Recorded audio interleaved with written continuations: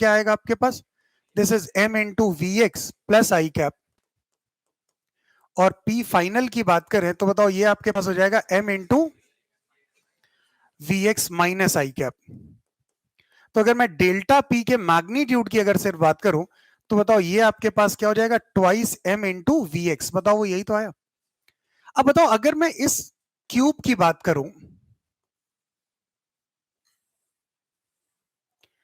और इसका डायमेंशन हमने यहां पर क्या लिया हुआ, एल डायमेंशन लिया हुआ है। बताओ यहाँ पे टाइम डिफरेंस, अगर एक ही मॉलिक्यूल है, बताओ दो कोलिजन के बीच का टाइम डिफरेंस कितना होगा यहाँ पे। भाई देखो ये यहां से टकराया, इसके बाद बताओ ये यहां से टकराने के बाद बताओ ये यहां से यहां जाएगा, इससे टकराएगा, बट ये हमारा सिस्टम नहीं है। हम किस सिस्टम को डिस्कस कर रहे हैं, हम सिर्फ इस वाले सिस्टम को डिस्कस। तो यहां से टकराने के बाद फिर ये वापस यहां आएगा, तभी तो इस पे जाके ये टकराएगा। इसका मतलब कितना डिस्टेंस ट्रेवल करेगा, 12 तो अगर मैं यहां पर टाइम डिफरेंस की बात करूं,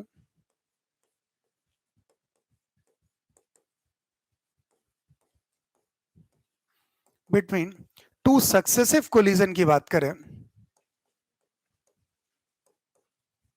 तो ये हमारे पास आ जाएगा, बताओ ये वैल्यू आ जाएगी, this is equal to 2L/v। अब बताओ 2L/v टाइम में बताओ यहां पर चेंज इन मोमेंटम कितना आपके पास, 2m इंटू वी एक्स। तो अगर मैं यहां पर बात करूं, बताओ rate of change of momentum,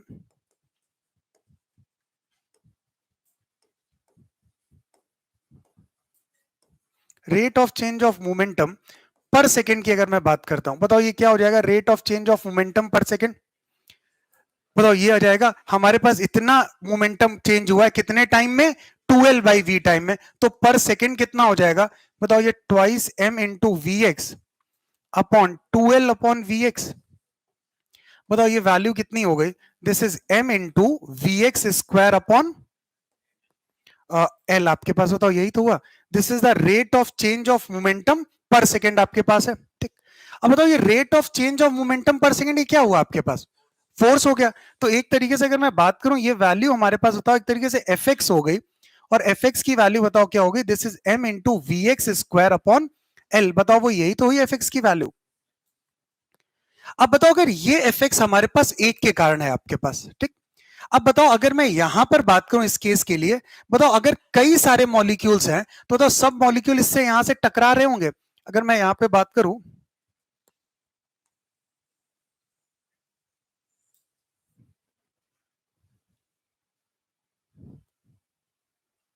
बताओ अगर मैं यहां पे बात करूं तो बताओ कई सारे अगर मॉलिक्यूल हैं, अगर मैं यहां पे कंसीडर करूं फॉर n मॉलिक्यूल्स बात करूं, बताओ n मॉलिक्यूल्स के लिए मैं यहां पे क्या लिख सकता हूं। अभी सब मॉलिक्यूल्स लेकिन किधर मूव कर रहे हैं, वो सिर्फ एक्स एक्सिस के अलॉन्ग ही मूव कर रहे हैं। तो अगर n है तो इस एफ एक्स को हम लोग ऐसे लिख सकते हैं, this is m into V X one, या v1x लिख देता हूं उसे, v1x स्क्वायर बाय एल। दूसरे की मॉलिक्यूल की बात करें m into v2x square by L, तो m into v3x square by L. अगर इस तरीके से n मॉलिक्यूल्स हैं तो ये वैल्यू क्या हो जाएगी आपके पास, m into V N X square by L. बताओ वो यही तो हुआ। अब अगर मैं इस एफ एक्स की बात करूं, this F X is equal to, बताओ ये m बाय एल अगर मैं कॉमन ले लूं, बताओ ये आपके पास क्या हुआ, this is v1x square plus v2x square plus v3x square से लेके ये वैल्यू आपकी vnx स्क्वायर। बताओ ये यही तो वैल्यू है। अब बताओ अगर मैं यहां पर एक n से डिवाइड कर दूं और यहां पर एक n से मल्टीप्लाई कर दूं, मुझे बताओगे ये क्या लिखा हुआ है, ये रूट मीन स्क्वायर किसके अलॉन्ग है, ये root mean square speed X के अलॉन्ग। बताओ क्या मेरे पास अगर मैं एफ एक्स की बात करूं, ये एफ एक्स मेरे पास आ गया, this is m upon M N upon L into V R M S X square, हाँ या ना। बताओ ये यही तो हुआ आपके पास। ठीक, अब बताओ अगर ये एफ एक्स आ गया, अब बताओ ये जो भी फोर्स होगा, बताओ ये इसके परपेंडिकुलरली एक्ट कर रहा है। अब इसे मैं फोर्स बोलूं या फिर मैं इसे थ्रस्ट बोलूं, बताओ किसी को कोई प्रॉब्लम तो नहीं होनी चाहिए। क्यों, क्योंकि ये फोर्स बताओ क्या है, परपेंडिकुलर टू द सरफेस आपके पास दिया है।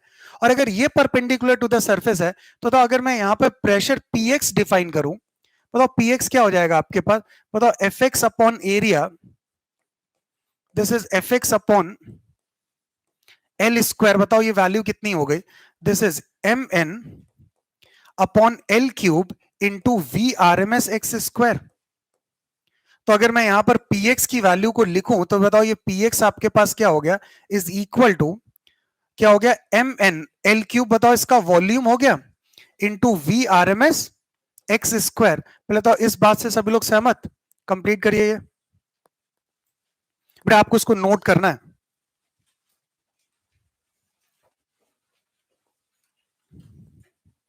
अब जैसे इसमें एक बहुत बेसिक सा क्वेश्चन पूछा गया, मैं तो एक ध्यान दो, क्वेश्चन क्या पूछा गया, जैसे हम लोगों ने यहाँ पे चेंज इन मोमेंटम क्या लिया, 2mvx। अब इसमें क्वेश्चन क्या पूछा, एक हाइपोथेटिकल सिचुएशन दी गई, एग्जाम में पूछा गया क्वेश्चन, और उन्होंने कहा यहाँ पे जितने भी मॉलिक्यूल है ना सब 45 के एंगल पे टकरा रहे हैं, वो कुछ इस तरीके का, सब 45, बताओ 45 के एंगल पे टकराएंगे, बताओ चेंज इन मोमेंटम क्या हो जाएगा, ट्वाइस एम वी कॉस 45। बताओ पूरे डेरिवेशन में जहां डेल्टा पी हम लोग ट्वाइस एम वी एक्स लिख रहे हैं, वहां पे तो हम क्या लिखेंगे, twice M V X cos 45, but उसके करस्पॉन्डिंग अपना नया फॉर्मूला बता दो उनसे।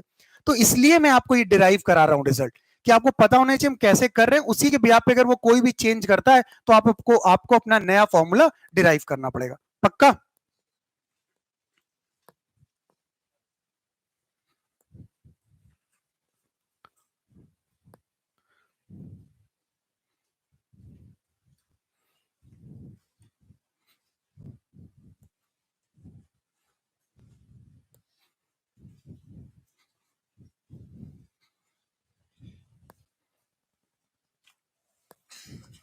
बेटा कल आप लोगों की कोई क्लास है, मैथ्स में नहीं है,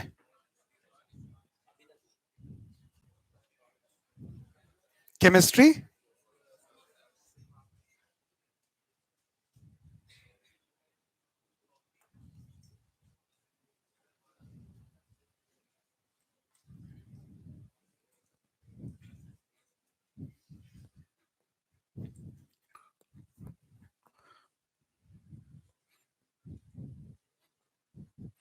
बेटा आपकी क्लास रहेगी, ठीक है ना, वही 2:30 या 3 से होगी आपकी क्लास, और कंप्लीट फ्लूइड मैकेनिक्स की क्लास है वो। और मतलब जितनी भी आपके बुकलेट्स हैं फ्लूइड मैकेनिक्स की, प्लस जो भी अलग से शीट्स आपको मिली हैं, वो सारी शीट्स लेके आनी है आपको।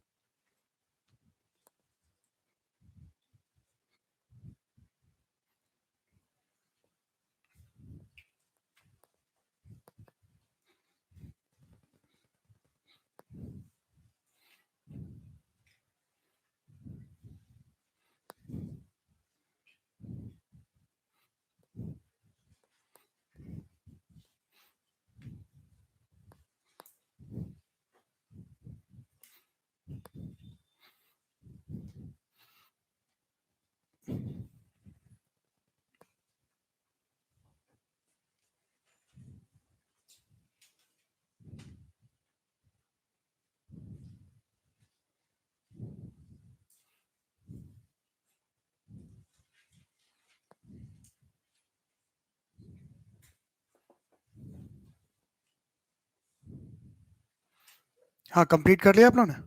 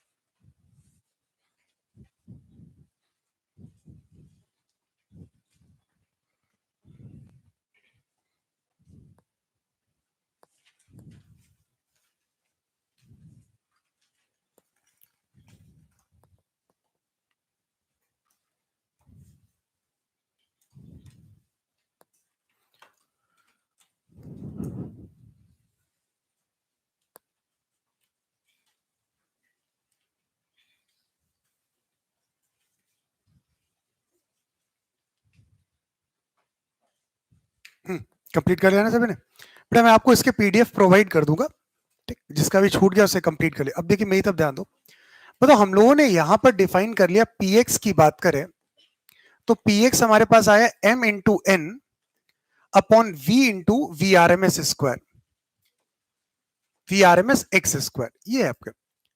और तो जैसे हम लोगों ने बात की px के लिए बात की x डायरेक्शन, बताओ उसी तरह हम लोग y डायरेक्शन में ही बात कर सकते हैं। तो अगर मैं अलोंग y एक्सेस अब बात करूं, y एक्सेस, तो बताओ हम यहां पर py डिफाइन कर सकते हैं। बताओ कि ये py क्या हो जाएगा, this is M N upon V into V R M S Y.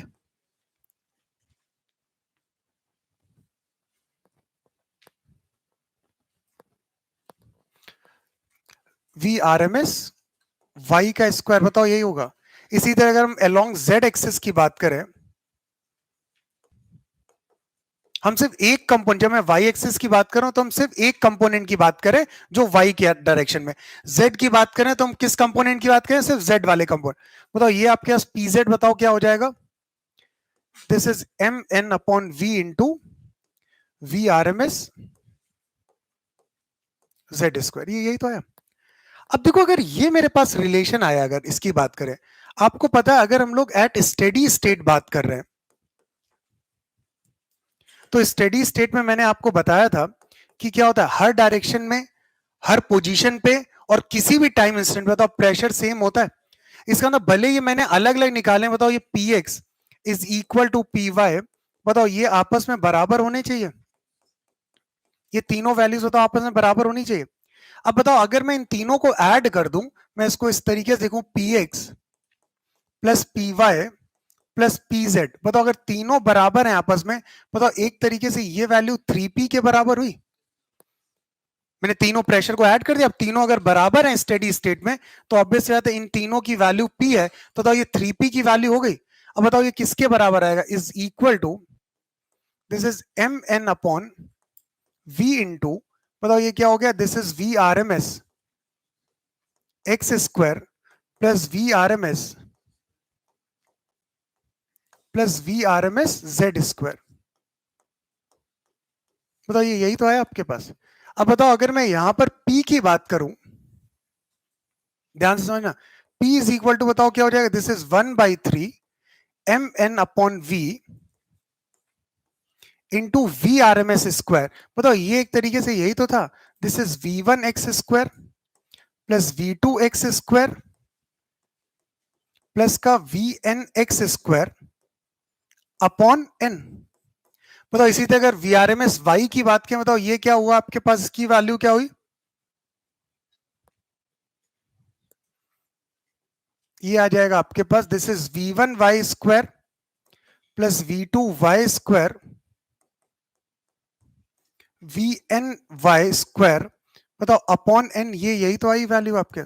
Last वाले केस की बात करें, बताओ ये क्या हो जाएगा, this is v1 z square plus v2 z square plus का vn z square upon n, ये यही तो है। अब देखो जब मैं इसकी बात करूं तो एक्चुअली यार ना तो v1 x है ना v2 x है। अगर हम स्पीड की बात करें तो एक हमारे पास v1 स्क्वायर होगा, विच ये किसके बराबर होगा, this is v1 x square plus v2 x square plus v3 x square, नहीं, v1 v1 x हो गया आपके, this is v1 y square plus v1 z square, ठीक। और ये अगर इसकी बात करें तो बेसिकली इनका रिजल्टेंट जो आपके पास आएगा वो v1 होगा, दिस इज कंप्लीट, ये इसी तरीके से तो v1 होगा। मैं सिमिलरली अगर v2 डिफाइन करूं तो बताओ v2 आपके पास, ये तो हमने सिंप्लीफाइड किया था ना, this is v2 x square plus v2 y square v2 z square. इस तरीके से अगर मैं बात करूं तो vn आपके पास क्या हो जाएगा, under root of vn x square plus vn y square plus vn z square. ये एक्चुअली देखा जाए तो कोई भी मॉलिक्यूल के पास ये तीनों ही कंपोनेंट होंगे, x y और z आपके। अब यह ध्यान से देखो, अगर मैं इसके v1 x की बात करूं, ये आपके पास v1 y है और ये आपके पास v1 z है, बताओ ये क्या हो गया, इसका कंप्लीट v1 कंपोनेंट हो गया। तो अगर हम यहाँ पे प्रेशर P को डिफाइन करें, this is 1/3 mn upon v तो ये आ जाएगा आपके पास कंप्लीट v1 स्क्वायर, इसी तरह v2x square plus v2y square plus v2z, ये क्या हो जाएगा आपका, बोला करो यार, v2 स्क्वायर। सिमिलरली ये v3 स्क्वायर, ये आपके पास v4 स्क्वायर से लेके बताओ ये कहां तक हम जाएंगे, बताओ ये vn स्क्वायर तक जाएंगे, और डिवाइडेड बाय बताओ ये कितना आ जाएगा आपके पास, बताओ ये n आपके पास यही तो हुआ। अब बताओ अगर मैं इस केस की बात करूं, p is equal to this is 1/3, ये हो जाएगा mn अपॉन v। अब बताओ ये कंपोनेंट आपके पास क्या हो गया, this is v RMS square है, ये कंप्लीट v RMS स्क्वायर है। अब वो x axis, y axis, z axis वाला तो कुछ नहीं। तो यहां पे अगर मैं बात करूं तो एक बताओ प्रेशर का एक फॉर्मूला हम लोगों ने डिफाइन किया, p is defined as 1/3 mn upon v into vr। Small m क्या है, मास ऑफ वन मॉलिक्यूल है, is the mass of one molecule.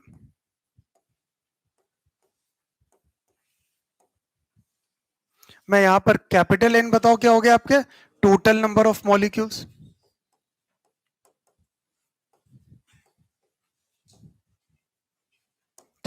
अगर मैं इस mn की बात करूं तो बताओ mn एक तरीके से टोटल मास है।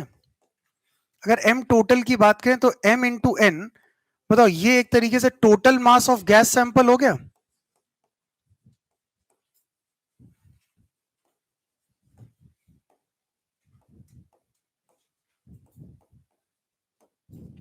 अब बताओ अगर मैं इसको थोड़ा सा चेंज करूं, बताओ इसको मैं ऐसे लिख सकता हूं, p is equal to 1/3 m total upon v into v RMS square. बताओगे बच्चा ये m टोटल अपॉन v क्या दिया हुआ है, डेंसिटी रो। तो बताओ ये आपके पास p इज इक्वल टू क्या हो गया, 1/3 into rho into v RMS square. तो प्रेशर को हम इस तरीके से डिफाइन करते हैं, P is equal to 1/3 rho, rho आपके पास क्या हो गया, वॉल्यूम डेंसिटी है आपके पास। जैसे यहाँ पे वॉल्यूम लिखने की जरूरत नहीं, डेंसिटी भी ऑब्वियसली गैस में सिर्फ और सिर्फ कौन सी डेंसिटी डिफाइन होती है, वॉल्यूम डेंसिटी। तो एक मेरे पास ये भी formula, pressure is to 1/3 rho into v RMS square, और एक मेरे पास प्रेशर है 1/3 mn upon v into v RMS square. और ये दोनों फॉर्मूले बेटा हमें याद होने चाहिए डायरेक्टली, मतलब इसको हम क्वेश्चन में डायरेक्टली अप्लाई करेंगे।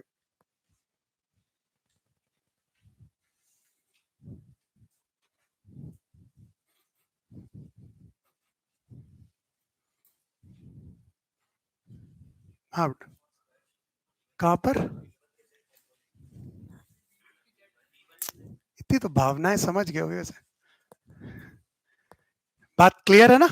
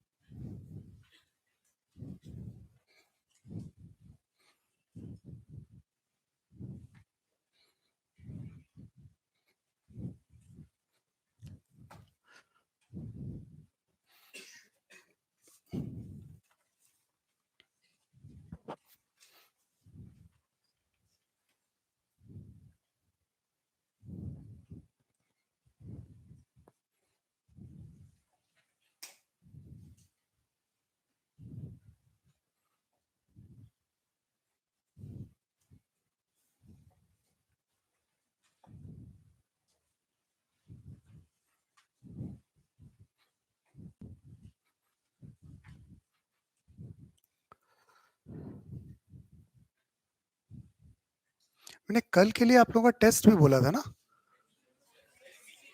क्या अनाउंस किया था टेस्ट नेक्स्ट, अच्छा फिर ये याद रहता है तुम लोग का, है?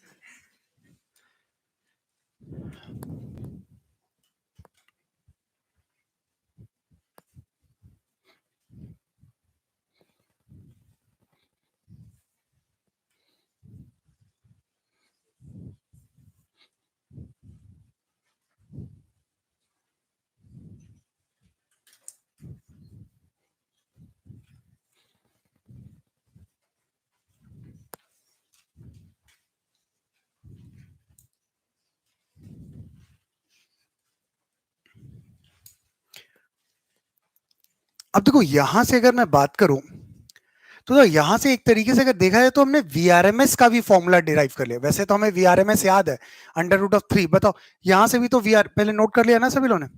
पक्का? नोट कर, क्विकली नोट करिए यार।